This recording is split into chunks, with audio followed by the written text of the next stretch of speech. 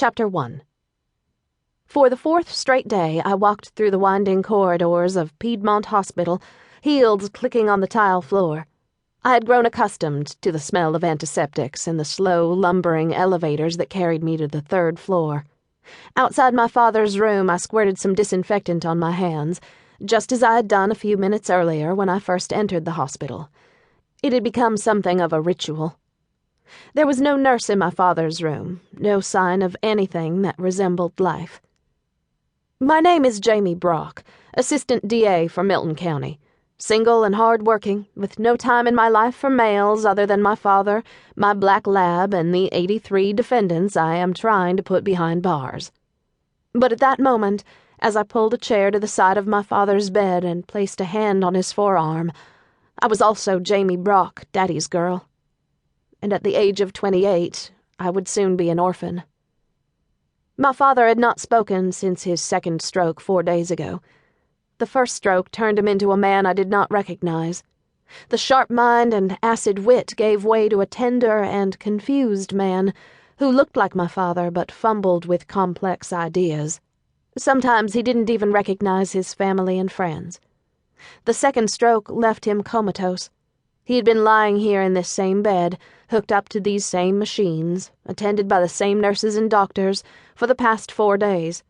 His primary physician, a competent Indian doctor named Kumar Guptara, told me that my dad would never recover, never give me another reassuring hug. His eyes would never open and sparkle at the sight of his only daughter. He would never again tell me that he loved me. Despite Guptara's pessimism, which was shared by every other doctor we consulted, I half expected my father to someday wake up, unhook the machines, change out of his hospital gown, and walk out of the room even as the nurses called after him to stop. My father was a fighter. It was a trait I had inherited.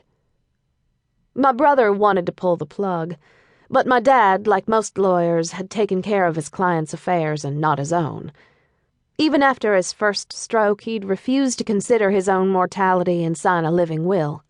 Now the doctors were unwilling to cut the umbilical cord to the machines when there was a stalemate among the children, especially when one of the children was a lawyer.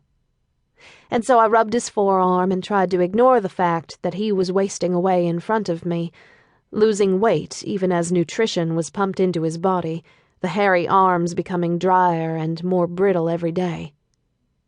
"Hey, Dad, it's Jamie. They say you can't hear me, but who really knows, right?" The room was still, machines pulsating, my father's chest slowly rising and falling. I lowered my voice. 4 more days, Dad. Can you hang in there for 4 more days? After 11 years of appeals, the expert said that this time the date would stick. Antoine Marshall, the man who broke into our home and killed my mother 3 months after my 16th birthday, was scheduled to get the needle. That same night he'd shot my father and left him for dead.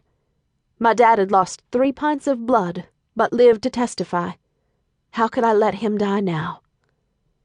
"We expect the lab results to be back on Ricky Tate tomorrow," I told my dad. I had been delivering reports on the Tate case every day. Ricky's death had occurred before my father's second stroke, and we both knew there was foul play. Caleb Tate is already making excuses, says he knew Ricky was addicted to narcotics, but he couldn't stop her. I leaned closer to my dad's ear. "You were right, Dad. He poisoned her. I can feel it in my bones." Caleb Tate had represented Antoine Marshall at his trial. I would never forget the day he cross-examined my father, the only eyewitness to the crime. Dad was a great lawyer, but it's true what they say about the best lawyers making the worst witnesses. It was painful to watch Tate dissect my father's testimony piece by piece. If it hadn't been for Judge Snowden, the jury might have set Marshall free. I took one of my father's hands in both of mine. "I'm going to nail Caleb Tate," I promised him. Antoine Marshall and Caleb Tate were responsible for putting my father in this bed.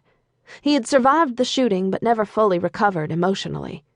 They were also the reason I had been working for 3 years in the district attorney's office and had never plea-bargained a case. Even now, as I looked at my father's pallid face and brushed his gray hair off his forehead, the bitterness ate at my soul like a cancer. My dream was to indict Caleb Tate within 30 days of his former client's execution.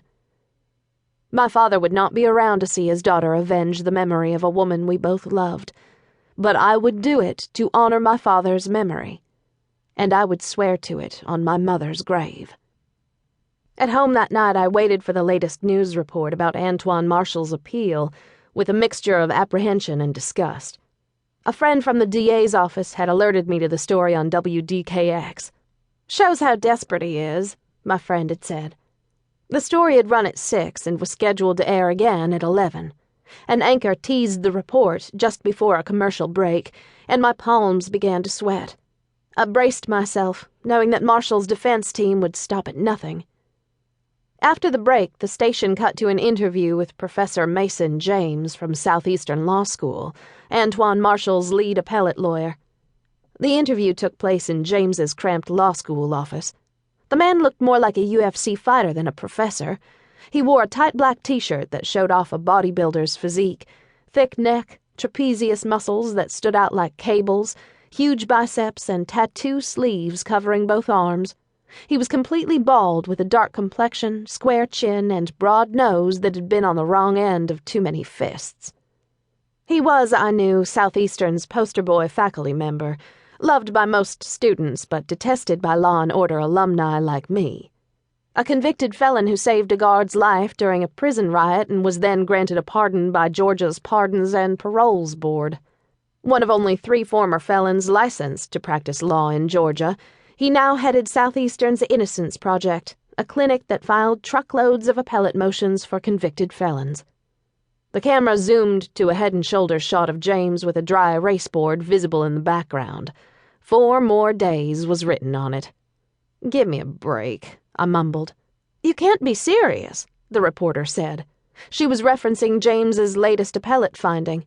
"Dead serious," James said. "No pun intended.